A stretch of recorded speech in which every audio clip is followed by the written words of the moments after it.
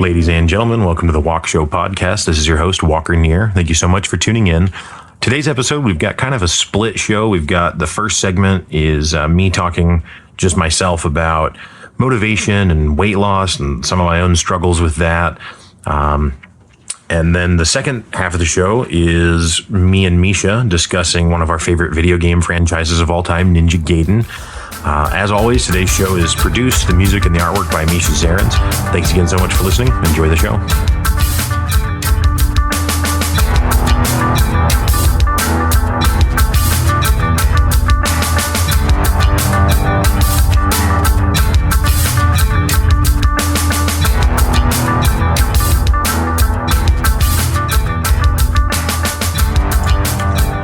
Hey, what's up, guys?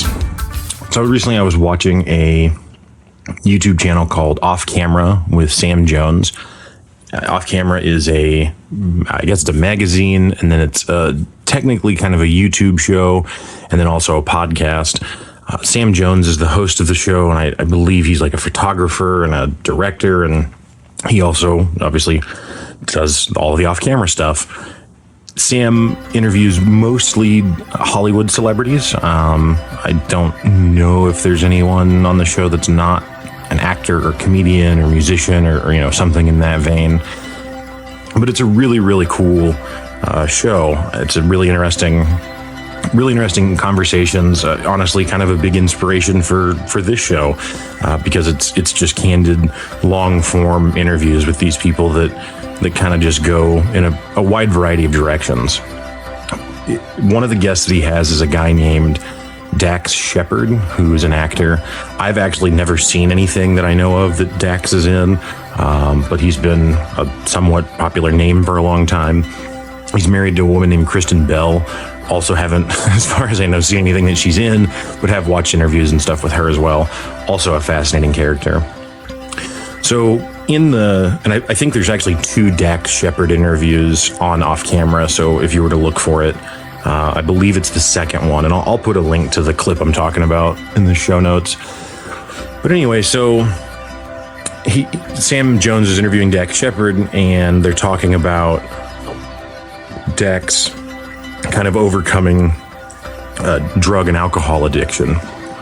And they start off talking about how Dax had this friend staying with him, and his friend found this, I guess, like AA, like Alcoholics Anonymous journal or some sort of diary that was Dax's.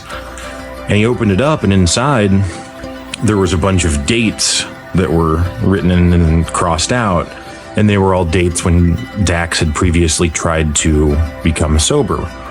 And so, but then had failed and had relapsed, so he'd cross the day out and then write another one and then relapse, and eventually, the list went down until there was a date that wasn't crossed out. And so he told Dax that he'd found that, and Dax Shepard says that, he was embarrassed that his friend had found that. He was kind of ashamed that here's this record of him failing over and over and over again. And his friend actually, kind of, I guess, got emotional about it, and instead he said that what he saw was someone who wouldn't quit, that despite the fact that he'd failed over and over, he kept trying, and it was, the guy was kind of like looking at it as something to celebrate as a character, boon, a good quality of his character, as opposed to a negative downside or something to be ashamed of. And it was really an interesting point or story, because it really resonated with me. I actually had written out this whole idea that I was going to talk about on the show about motivation, and about how it can, I think that sometimes it's almost harder to start something that you failed at than it is to start it the first time, because when you failed at it and you try and go back, then now you already know what it looks like to start. Like, so for example, like an example I have is I've been overweight for the vast majority of my life. I mean, dating back to when I was, 8 years old. I remember was the first summer after my parents had split. And to be clear, I don't think it was that I was super depressed that my parents had split or something. It was more just that my days were just kind of weird in the summer because I was picked up in the middle of the night because my dad would work night shifts, and then he would take me to his house, but then he slept through most of the day. And so then I was just like hanging out alone while he was asleep, and then he would wake up and kind of get ready for work, and then he would take me back to my mom's, who worked in the daytime. She would, be off work in the evening, and so that was just, my days were just kind of this weird shuffling and getting cycled around or whatever. And so I gained 20 pounds over a summer when I was like 8 years old. I was eating fried chicken TV dinners all the time, and that's a significant amount of weight for an adult to gain 20 pounds. But as a kid, now to be fair, I'm 6'5" now. I was a large kid, height and frame wise as well, even without the weight. But still, 20 pounds was a lot. And really the only time that I was ever thin after that was probably a small window when I was a teenager for, a handful of years, when I had the benefit of being an athlete and growing. So it took care of itself kind of. And then, immediately following high school, back to pretty overweight. And, about a year and a half ago, I started on a keto diet, where you cut out all the carbs. And I wasn't super hardcore on the keto. Like I wasn't testing my blood to see if I was actually in ketosis and that sort of thing. But I had eliminated most carbs largely from the diet. And I stuck with it for about 3 months. And in that 3 months, I lost, 20 pounds and wasn't really exercising, was just doing the diet, and it was great. I couldn't believe how well it was working. And then I don't know what happened. It just started to unravel, and I didn't stick with the diet. And then over time, I just kind of moved away from it entirely and was back to my old habits and gained that 20 pounds back. And to be clear, I'm way more than 20 pounds overweight. So yeah, it then almost makes it kind of harder to start again, because I know what it's like to do it for 3 months and have success and then still not stick with it, right? And still fail.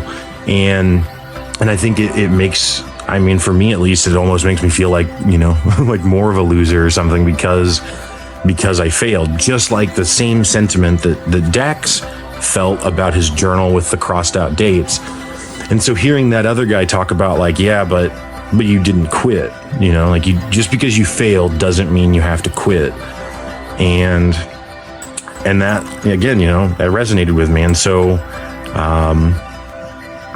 I don't know, I just thought it was an interesting topic, I guess. So personally, I have decided to go ahead and start on a weight loss, plan again, largely changing the diet. I can say, my mom is a registered dietitian for my whole life. She's retired now, but for, most of my childhood, or all of my childhood up until I was in my 20s, she was a registered dietitian. And so I'm very familiar with how dieting can impact a person's health and weight. And so it's never been really a matter of like not knowing what to do as much as it's just actually doing it. And I think that it's an important thing, and there's tons of information out there on this, so not that I'm the expert or something, and certainly most of you may be familiar with this already, but there's just, I think, a large misconception when it comes to weight loss specifically, that exercise is a really key element of it, and it's not. It can be. Now, if you're maybe just a small amount overweight, I don't know, 10, 20 pounds or something, maybe then the exercise can kind of help take you to that finish line. But if you're significantly overweight like I am, I'm not saying that exercise doesn't help, but it's not really what's going to move the needle. I mean, you can exercise every day and and work your tail off. And if you still go home and mash out on some cake, then you're still going to be fat. It turns out that diet is actually just the most important part of it. And I witnessed it firsthand last year with the keto diet, because again, in 3 months, 20 pounds with no real exercise, commitment. So I've started on that again. I should say I haven't really started on the keto diet again. Just instead of going with something that's that extreme, instead I'm just trying to cut out certain things like fried foods. I'm personally a pretty big Chinese food fan, and at least in the part of the country I live in, a lot of the Chinese food is actually just fried chicken with different sauces on it. So like eliminating that kind of stuff. I have a bad habit of drinking regular soda whenever I go out to eat. I'll get a Coke or a Mountain Dew or something like that. Cutting that out. So far, it's only been, a few days so far, but so far so good. And yeah, I didn't really intend for this show to be like a diary of mine or anything like that. And so that's not what I'm trying to turn this into, but it is something that is, I think affects a lot of people. And even if it's not weight loss, I really thought that the lesson from that interview that I was talking about with Dax Shepard was just something that's really important to reiterate, that just because you fail at something doesn't mean you have to quit, and it doesn't mean that you've lost. It's okay. It's okay to start again, and it's painful when you fail, and it's painful sometimes to try and get that motivation to start again. I will also say that the real impetus this time for me to be able to get started again wasn't just listening to that interview and seeing that, but it was also talking to some people in my personal life about it, and they were really supportive, and they were really interested in trying to encourage me with that, and that's helped a lot. Again, it's only been a short time, and so I guess it's certainly possible that I will fail again. But hey, you gotta put one foot in front of the other and give it the best shot you can. And I think that's a thing that a lot of people need to think about, because it's so easy to get in this hole where you think that there's not hope, and there's at least a chance that things can work out, but you got to try, right? You got to put the effort in and try and make changes in order to get those results. So I'll keep you guys updated kind of as we go along, and we'll see how that process goes. But yeah, I don't know. I just, like I said, just thought it was an interesting idea. And it's just the topic of motivation in general is an interesting topic.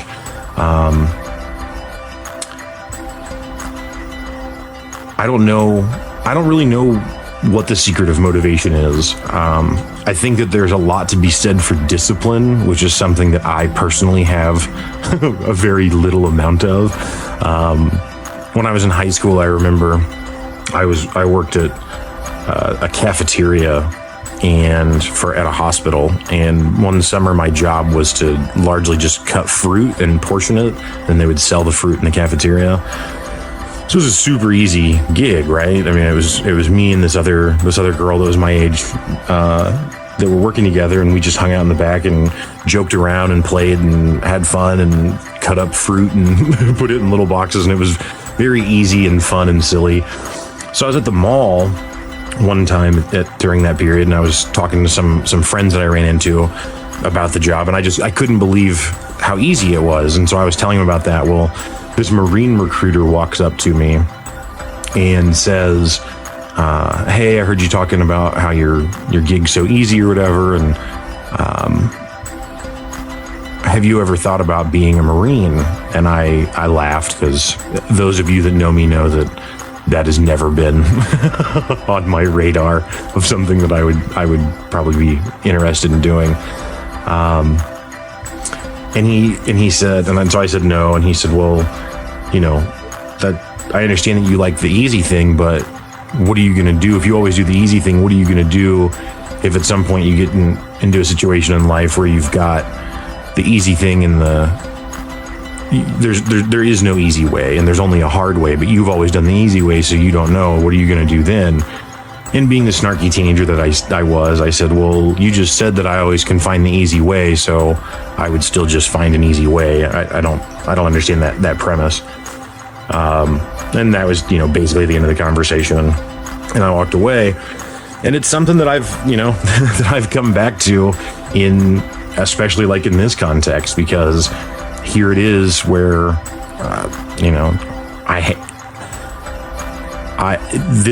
weight loss has been a hard thing for me. And so I need to find the easy way, right? Because I haven't been able to do the hard way.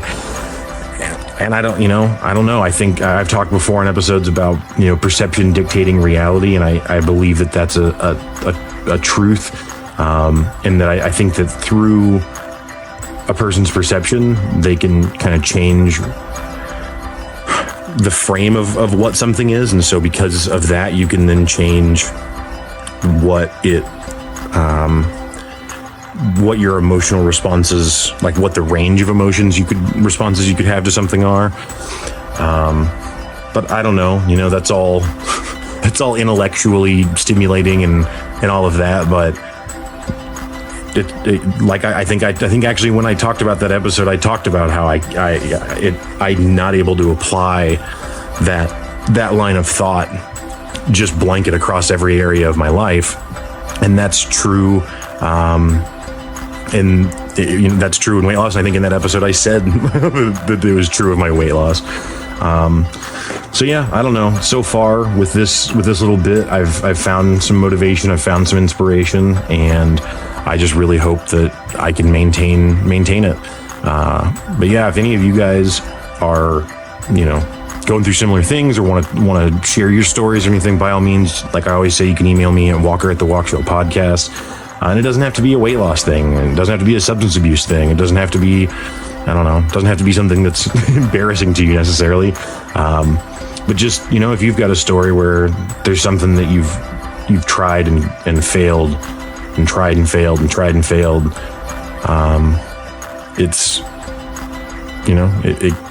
I would be very interested in hearing it and to see what your perspective on it is. And maybe it's something that you tried and failed and eventually overcame. I'd be interested in hearing that story as well. It's interesting how in life you'll have an understanding about, the way things work in whatever area of life.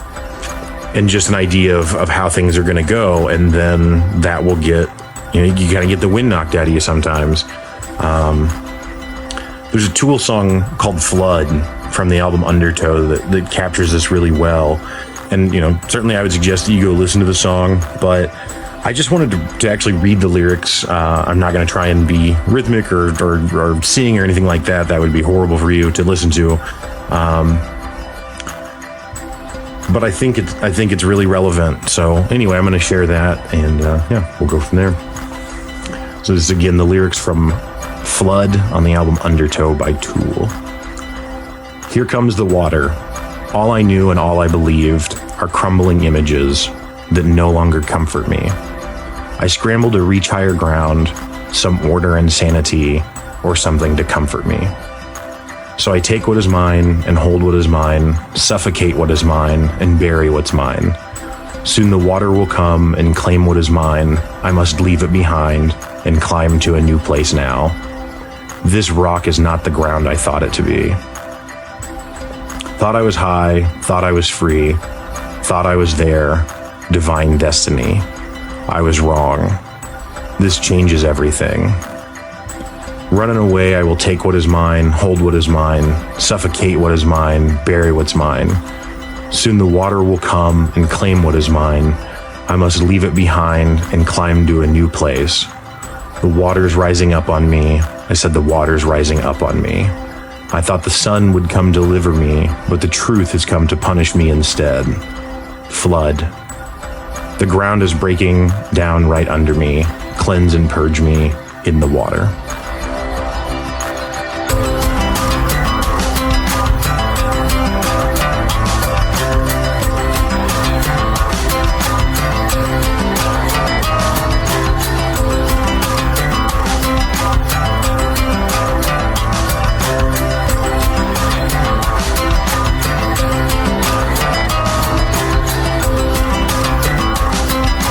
What is up? We are here today talking about a video game series that I've liked for a long time. Along with me today, we have the producer, musician, and artist of the Walkshow podcast, Misha Zarins. Hey, what's up? What's up, man?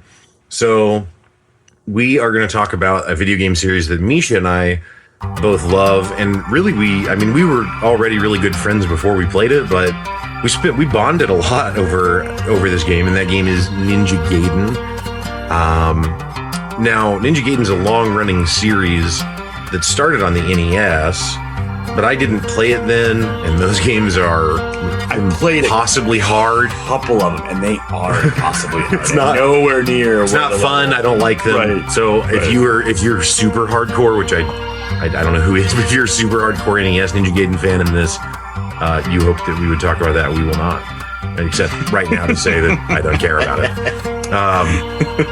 Anyways, This is just Xbox version. Forward, right. So Ninja Gaiden Black is what it's commonly referred to now, although when it came out, it was just Ninja Gaiden on the Xbox. It was, probably like 2002 or 3 that it came out. Yeah. And the graphics of that era were in an in-between space. They weren't PlayStation 1 super bad, horrible 3D graphics, but they were 3D graphics before high-definition monitors and displays and TVs were available. So it still looks kind of janky typically. Ninja Gaiden, however, looked like what would be a next-generation, like 360 title. That on Xbox was, I think, like pushing the limits of the boundaries of graphics at the time, right? It was, and I don't know. I'm not a technical guy in a deep level at all, but there's a technology called bitmapping, and that had just been, I don't want to say discovered, but it was just being reutilized in mainstream gaming production. So there was another game called Chronicles of Riddick that was based on the Riddick character from Pitch Black. Thank you. Yeah. Sorry, I know that. Yep. No, well, Not a bad movie. I liked Pitch Black when it came out. It was just once they made the Riddick movies. My God. I just lost it. Anyway, and that game also was for Xbox, and that game also looked similar to Ninja Gaiden, where it was just really smooth, polished visuals, and there just wasn't a lot of what I've commonly referred to as jaggies, which is just because the truth is that in a video game, like, it's not circles, right? It's all vertical and horizontal lines that just blend together to appear to be circles and round shapes. Right. And so I guess really that's the distinction. As an HD graphics, you get a lot more of that rounding and that smoothness. And Ninja Gaiden offered that. So Ninja Gaiden is a game where you are the ninja Ryu Hayabusa. Yes. And do you want to kind of talk about how we got into it? Because I just picked it up on Xbox, and I was like, hey, we got to check this out. And then... Yeah, right. So trying to remember what exactly we actually... I think, you picked it up. We both kind of played it. It's a third-person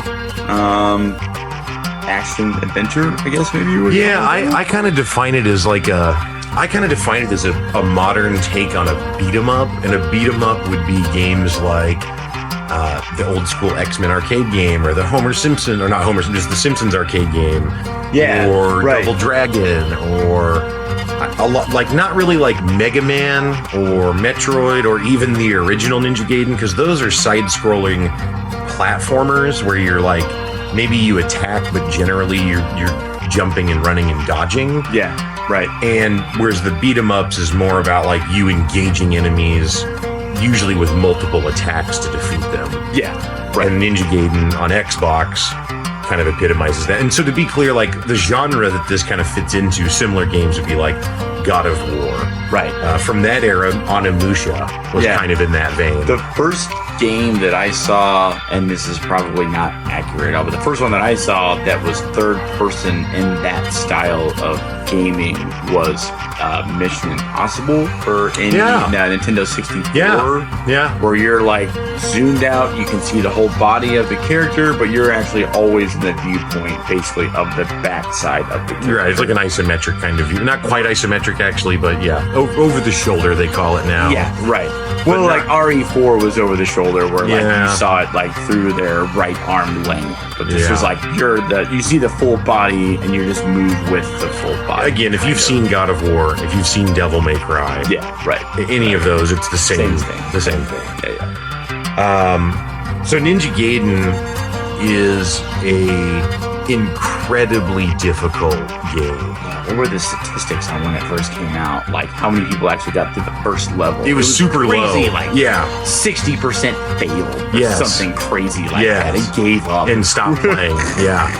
It was nuts. But it was because it's a game that like Devil May Cry and a lot of those other God of War, a lot of those style of games, they're challenging. So it's not that they're not hard games, but really the challenge of them typically comes from you trying to maximize like a high score or like do it perfectly. Right. And Ninja Gaiden is just hard because you get killed all of the time. Or even like with God of War, like a lot of the difficulty comes within like the puzzles. And it may even be just coming to figure out how to defeat the boss. And then once you figure out to beat the boss, you know what strategy to use to evade them. Right. It's predictable AI, and they're going to use the same tactics. And once you figure out the pattern, you can just utilize that pattern and then just, evade it. But with Gaiden, that was actually the first game that I played where I think even as we were playing it and being engrossed in it and realizing how hard it was, we didn't even really realize at the time that what we were doing was developing a skill set. Like, the game is demanding.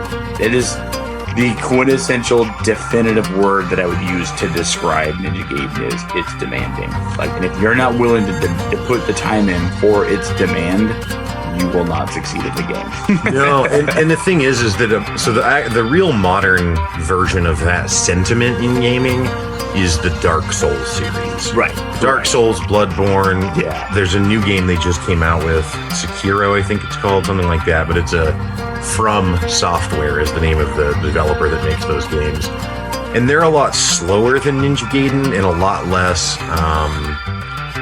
just absurd and like story. Like they're a lot darker, and they're still really magical and weird, but I don't know. Ninja Gaiden is very like on the nose, almost kind of like a cheesy anime to some extent. Oh, there's tons of cheesy, tons of cheesy, like manga, Japanese. But so if you've not played a Ninja Gaiden game, but you have played Dark Souls or Bloodborne again, something like that, Neo, however you say that, N-I-O-H, those games kind of have the same feeling of Ninja Gaiden, where like any enemy at any time can kill you. Like it's not just the bosses or something, like it's not, or just the special enemies. Like the most basic enemy, if you're not buttoned up, like it will kill you. And you can't just go through and button mash your way through enemies. You can really get away with that in God of War. Yeah. Like, you can really go through and just learn some basic combos and learn just to like execute enemies. And it's not that it's not fun, it's just you can largely use that strategy throughout the game, and that's all you really have to do. But with Gaiden, like, if you go in and just start swinging, like, they will attack you and you will get... I don't know if you remember this that well, but when we first started playing, so again, Ninja Gaiden Black, which is on it was on the original Xbox, but then they ported it to 360 and PlayStation 3, so you can still play it on more modern consoles. But anyway, it starts out and you're like running down this linear path. The games are very linear. There's not a lot of exploration to them. That's not really an element. But you run in this linear path, and then you fight a couple of guys, just one at a time, maybe 2-on-1 at once, but mostly just that. And then we got to this room where there were like 10 dudes that would drop in pretty quick succession. You remember this? Yeah. And we got killed in the room, and we got killed for probably like I don't know, 20 minutes before we finally got good enough to get out of the room. But we just barely got out, and we were measured like, that as success. We were like, holy shit, we got out of the room. well, but then we were like, we should be able to beat that room. Like, there's no way the first room of dudes in the game is like the hardest thing that the game's going to put in front of you. Right. So we need to do that room because you could go back into it and the guys would respawn. Right. And so it's like we have to go back into that room until we can get out of that room with almost taking no damage. Yeah. And then we did that for like, I don't know, an hour or two. I mean, quite a while. We just grinded practicing in that room. Yeah. Until we got good enough. Yeah. It really was like being in a dojo. Yes. It totally wasn't what we were expecting or what we wanted, but really like that is the quintessential aspect of the game, is that it is demanding that you develop a skill set to play the game. Yeah. You don't just pick up a controller and start playing. I mean, any sophisticated board game that's fun, or any game in general that's really complex and has complex rules that's worth playing, has kind of a level of difficulty like that, I think. No, I would agree. I mean, it definitely, again, what it does is it makes you play the game the right way, or like the way that the developer has an intended way that you're going to approach the game. Yeah. And now, to be clear, there's some wiggle room in that still. Like, there's still room to innovate and be creative in how you actually play. But again, like Misha said earlier, you can't just run in flailing around or button mashing. Like, you'll just get your shit pushed in. So you have to go.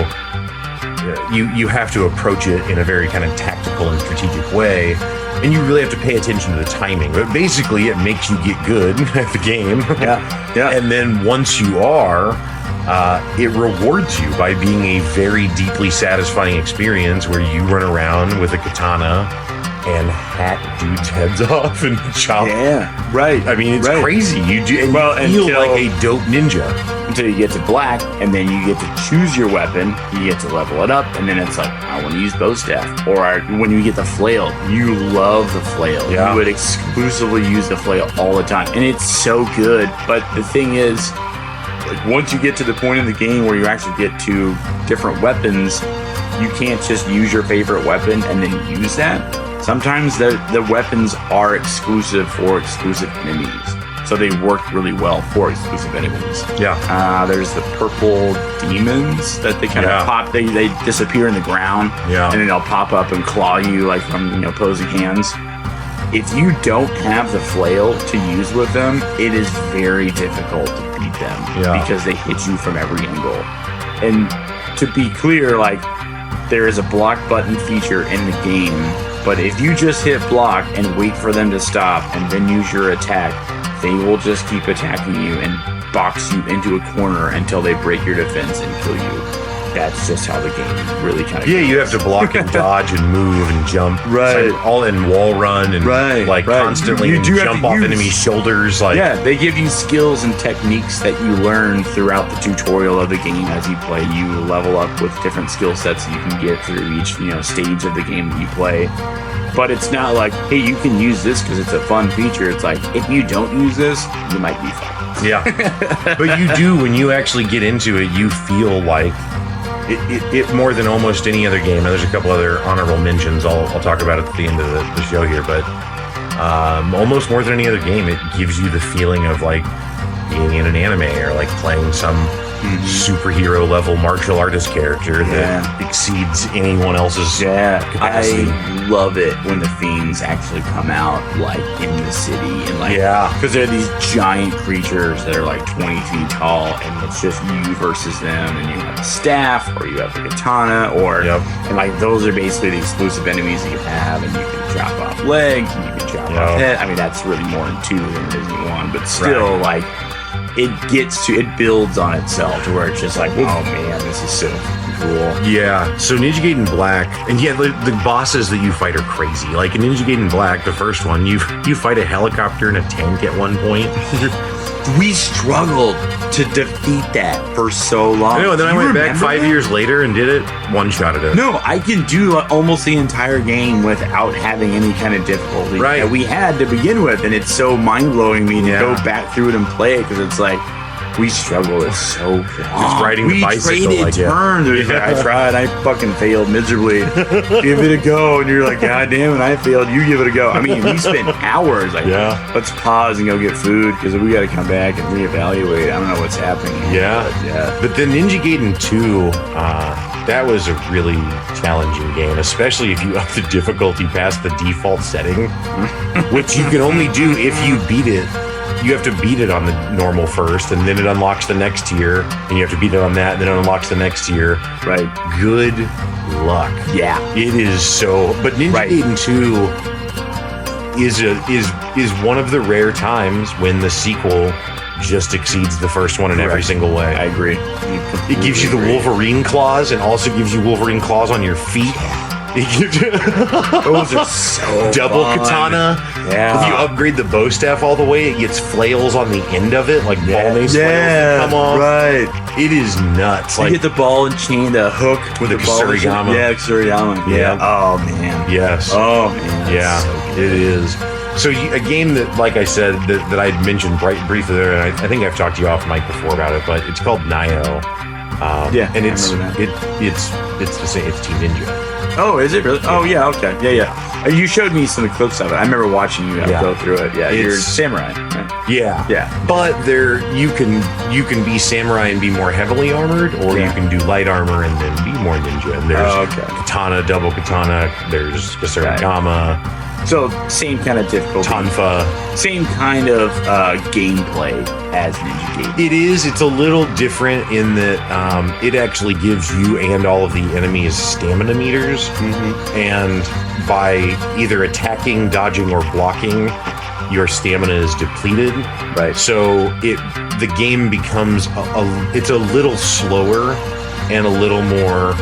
I would say maybe a little more tactical because of the information that you get, because since you have a stamina meter, you can try and break down the enemy's stamina, which then leaves them vulnerable to attack. Yeah. As opposed to Ninja Gaiden is more about like trying to just like get a parry and dodge and create an opening. Yeah, right. You know? Right. And once you get an opening, you get the orb, you can use the orb. Right. That's really the main strategy. But in Nioh, you can do that with some of the enemies, but some of them you do just have to exalt. Like the very first boss you fight seems really hard until you realize that what the game forces you to learn is that you need to let him run out of stamina, because he like charges super hard at you and you can dodge, and then he swings this massive swing that'll almost kill you in one shot. But if you just get out of the way, he can only do that like 2 or 3 times and he's completely out of stamina, and then you can kill him. But if you don't do that, he will just destroy you over and over and over again. Right. It seems so hard. Right. The games do have that in common, and so do the Dark Souls games, where there's no on-screen prompt that says, this is how this mechanic works. Yeah. And this is the way you'll need to use it. Look for this. Exactly. There's no little fairy companion that pops up on your shoulder and it's like, hey, maybe the boss is weak in this way. Like, none of that. Don't hit on Zelda. Don't hit on Zelda. I love that. Hello. I love it. Listen is what you say. Yeah. Oh my God, it's so good. No, that's my favorite. Yeah. But anyway, yeah, so Ninja Gaiden 1, if you have not played it, I cannot recommend it enough. It is an awesome game. Again, not NES, but Xbox Ninja Gaiden. Ninja Gaiden 2, the direct sequel, is equally as it's better. Actually, it's not equally. It's better than the other one. It really is. There's more, like, you can cut off limbs and do all sorts of quick deaths, and really there's a lot of stuff. different elements, I guess, of strategy there. But it's cool. And it's a longer game. Yeah. And again, like there's a scene in it towards the end where there's just a thunderstorm of blood rain. And there's no explanation for that whatsoever. Otherwise, it's just the real world as far as you know. Yeah, right. It's not like you went to another dimension or something and it just rains blood. Or like there's another one where you're riding on an airship and you blow it up, and then like kind of like what the Avengers cruise around on the Avengers movies, like the giant like air base thing. It's one of those. Yeah, right. And you set off explosions on it, of course, like bombs or whatever, and then you fly off of it on a motorcycle and land on a mountain that is, thousands of feet below. and just bounce and keep going on the bike, and then fight some armadillo monster thing. Yeah, right. That's the like lava bombs that shoot at you. Correct. Yeah. I forgot. I always forget about that every time I'm in Canada. Oh, cutscene. Sorry, new level. Here we go. Oh shit, that's the boss. Oh damn it. And he's fucking hard as shit. Like he's not easy at all.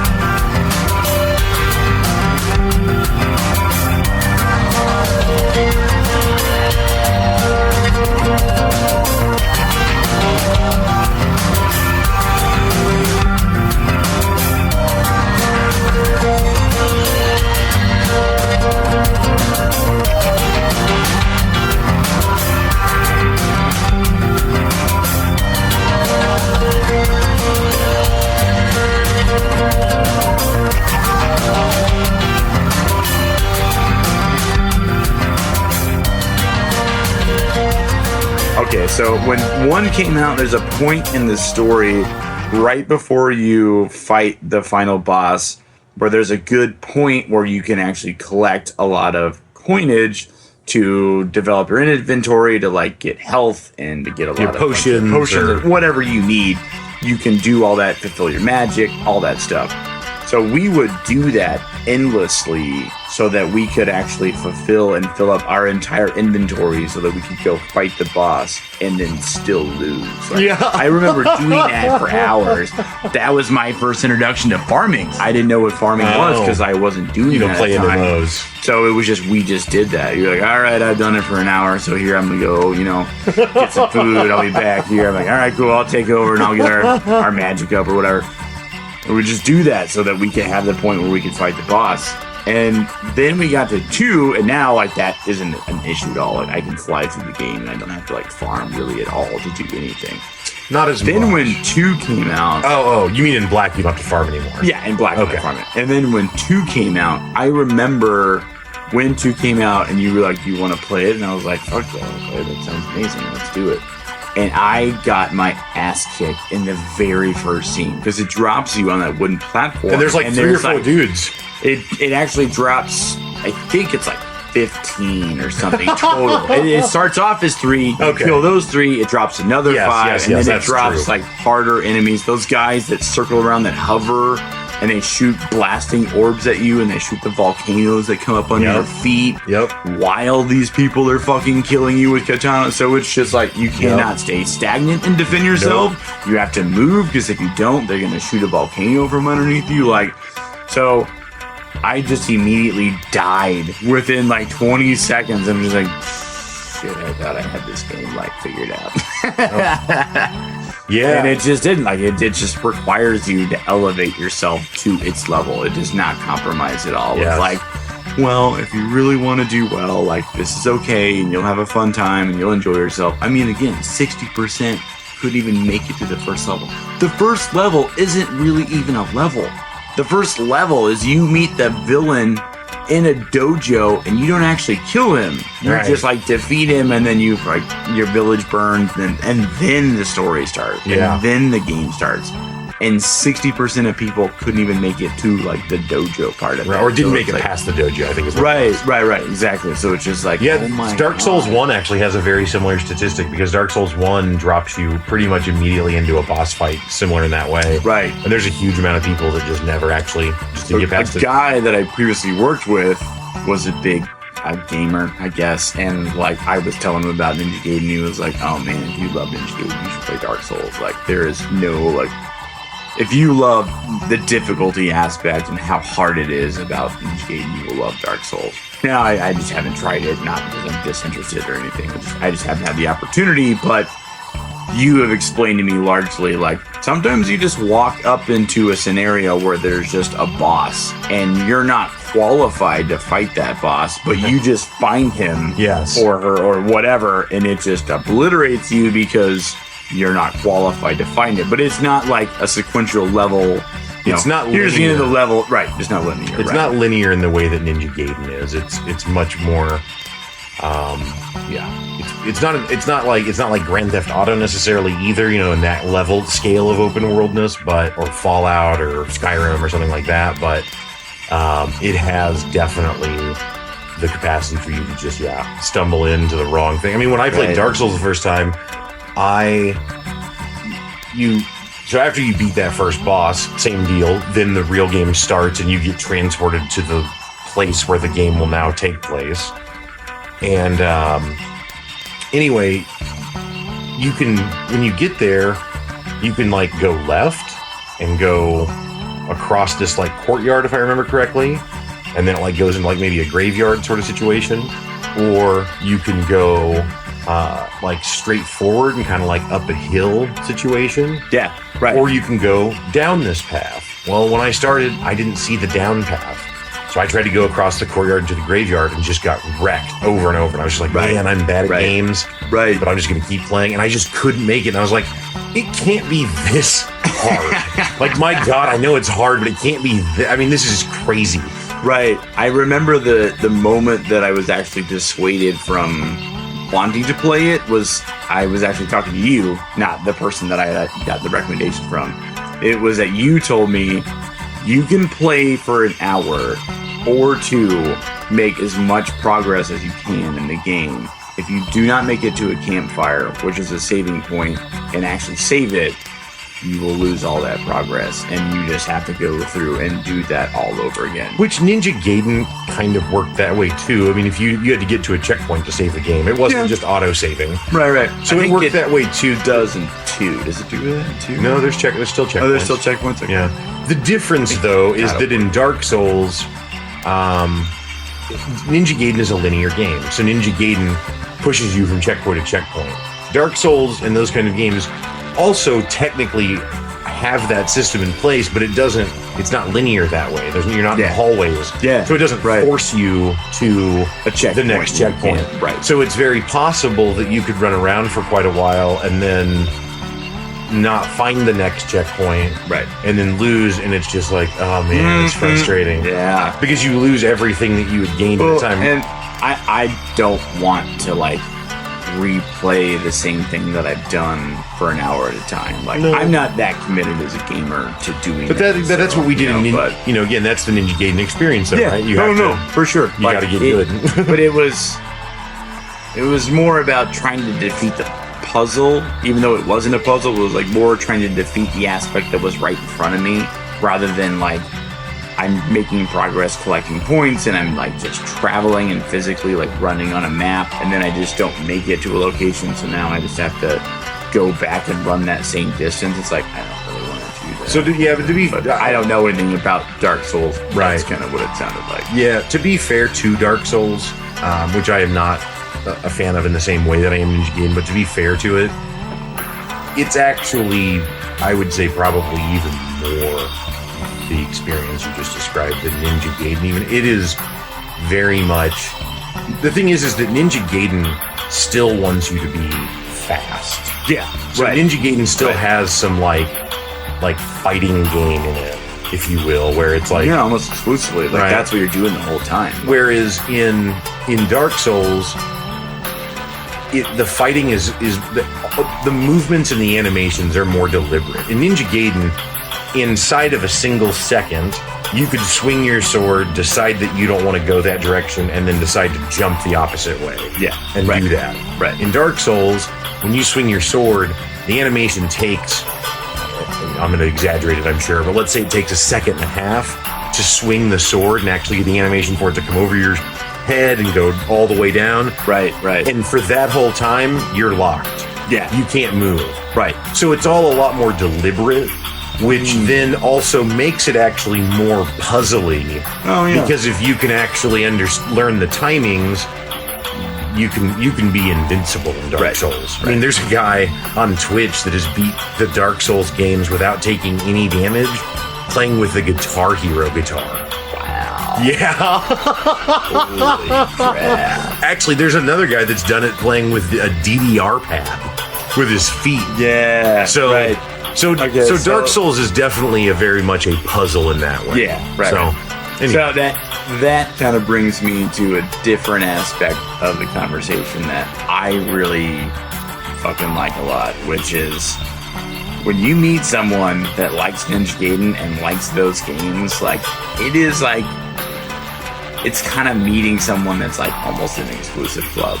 No, it's like meeting a Tool fan that likes Tool in the same way. Exactly. No, it is exactly that. Yeah. I have only met a few people that are actually as fanboy about it as we are. Yeah. One of the kids was a Japanese kid that was in all of my calculus classes. Oh, nice. And he was just super fucking smart, and he never like studied for anything, so he sat in front of me and he would always just pull out his tablet and put it in front of his desk and prop it up so he could watch it, and he would watch Ninja Gaiden like videos of people that could go through stuff. And that's how I knew. And I looked over his shoulder and I was like, are you watching Ninja Gaiden videos? And he gave me this smile and he was like, do you play? And I was like, yes, I do play. It was this weird kind of like, you're in the club, like, oh, fuck yeah. So I never have gotten to do it, but on PlayStation 3, so Ninja Gaiden originally was an Xbox exclusive franchise, but then for Ninja Gaiden 2, they ported it to the PlayStation 3 and added co-op. Yeah, which I have never done. Right. No, but always sounded totally do that. insane. Too bad we live in separate cities. Yeah. Cool. I guess we could do it when I visit for Tool. Yeah. Oh, there we go. Yeah. Oh, that'll be heavenly. But yeah, I always thought that sounded cool. For sure.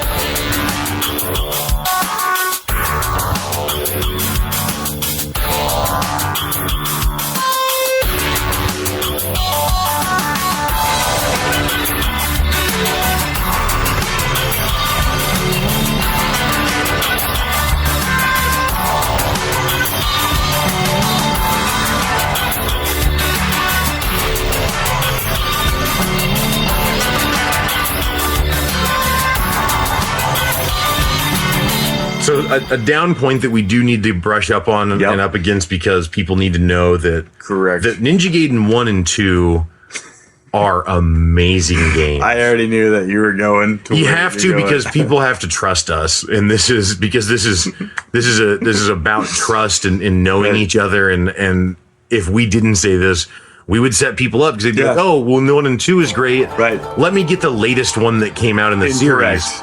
Wholly inaccurate. Yeah. So there's a Ninja Gaiden Sigma. No, that's what they called Ninja Gaiden 2 on PlayStation 3. Yeah, right. There's a Ninja Gaiden 3. I think it's just called 3. But there's another one after that that's I can't remember the name of it. Like, that's more cartoonish. Like, it looks more cell shaded almost. Yeah, right. Also horrible. But Ninja Gaiden 3 and the next one after, any game with Ninja Gaiden in the title after 1 and 2 is terrible. Yeah, completely avoid like the plague. Like, not even kind of reminiscent, other than it's the same character. No, it's really not even a fun game. I thought that just being like, I'm a ninja, so whatever. I'll always like it a little bit. Yeah, exactly. I'll just relieve my expectations and standards here, and this will just be fun to like just kill people. Not fun. No, not fun at all. No, not very even kind of fun. Very redundant. They just keep producing the same enemies over and over. Like, that's the thing that makes it interesting. So what it is there's a guy who, and I don't remember his name, but he has a giant scar on his face. Yeah, whole Scarface. Not Al Pacino. Is that who plays Scarface? Yeah. Okay. Had to make sure the reference worked, for the people. So he was the executive director, producer, whatever you want to call it, of Team Ninja, which is the team that makes Ninja Gaiden, during Ninja Gaiden 1 and 2. And he has had this understanding of just how to make this game in this magical way that we've talked about, where it pushes you as a gamer to get good at it and master it and play it in a certain way, but then also rewards you heavily for doing that, by making it a really fun, exciting experience where, again, you feel like you have really good control, because you actually had to learn how to control the character. Yeah, right. But he left after Ninja Gaiden 2. So Ninja Gaiden 2 sold pretty well, and the studio that published it, which was Tecmo, they had a dispute with him, and he ended up leaving afterwards. So, but he didn't get to take the Team Ninja brand with him, or the Ninja Gaiden brand, because that's owned by the publisher. So he leaves. So then all of the subsequent Ninja Gaiden titles after that, which I think there's only 2, do not have him at the helm.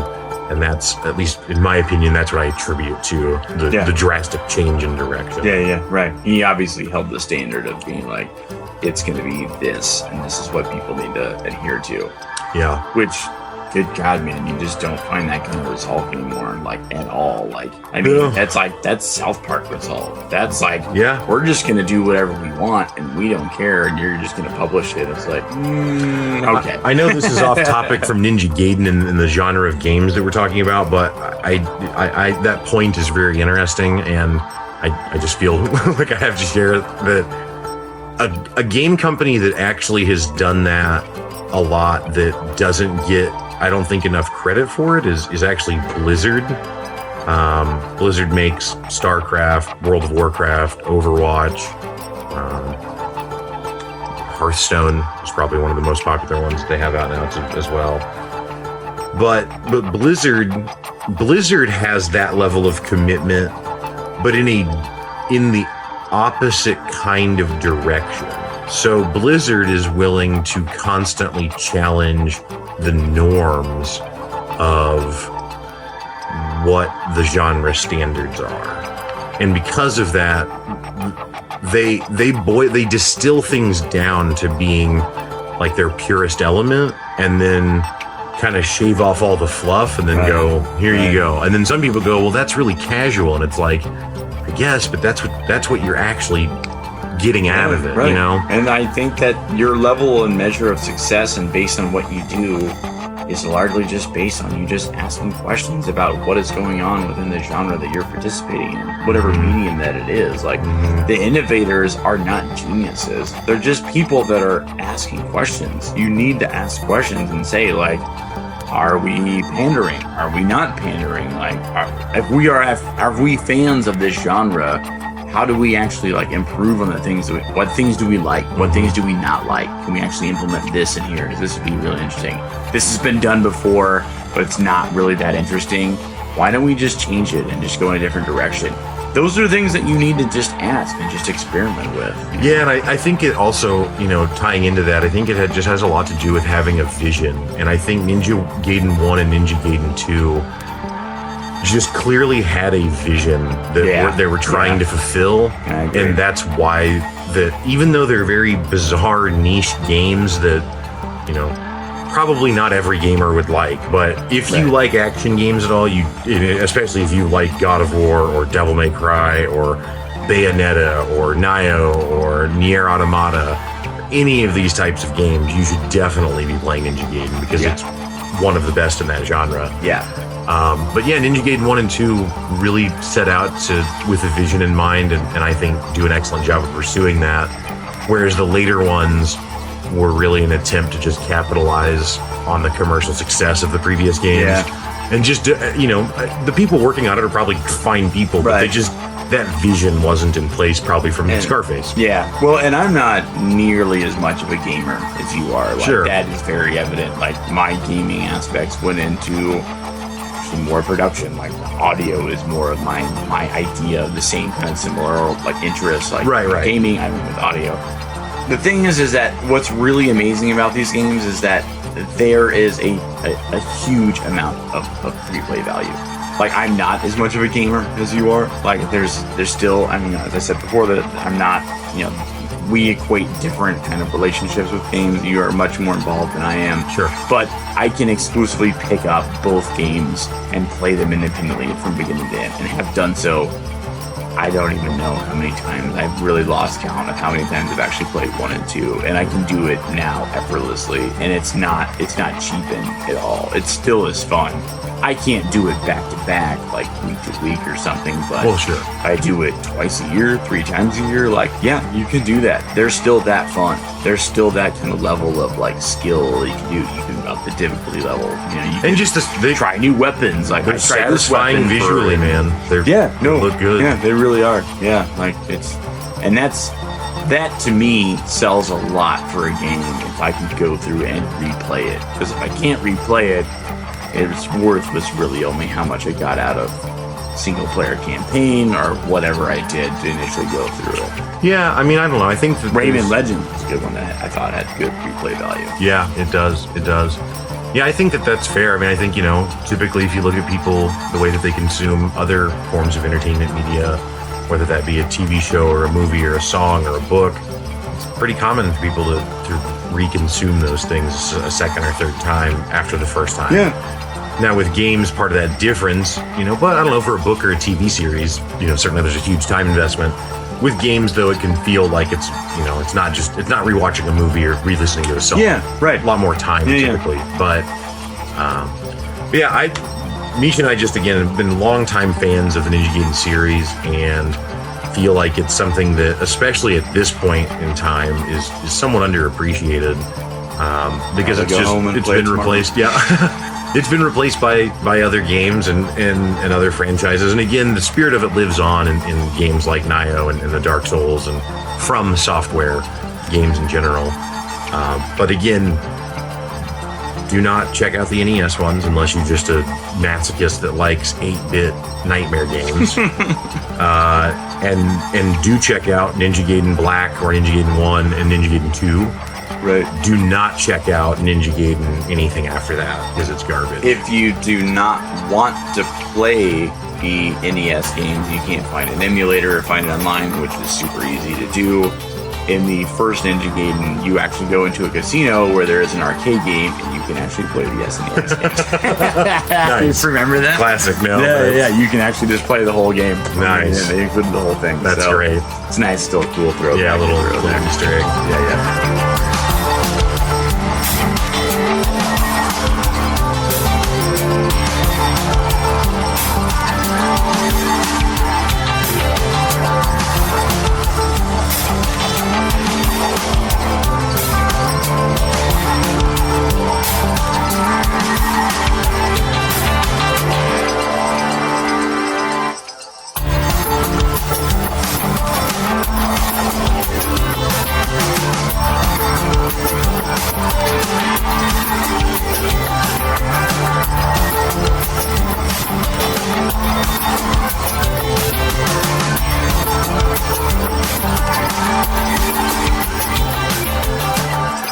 All right, guys. Well, that's going to do it for today's show. Thanks again for listening, and thank you, Misha, for joining the show to have that fun conversation about Ninja Gaiden. As always, you're welcome to email me at walker@thewalkshowpodcast.com. You can follow us on Twitter at The Walkshow Pod, follow us on Instagram at The Walkshow, Facebook at The Walkshow Podcast. And then again, I will have some show notes to link to some of the content that we discussed in this episode. Again, thanks for listening. Have a good one.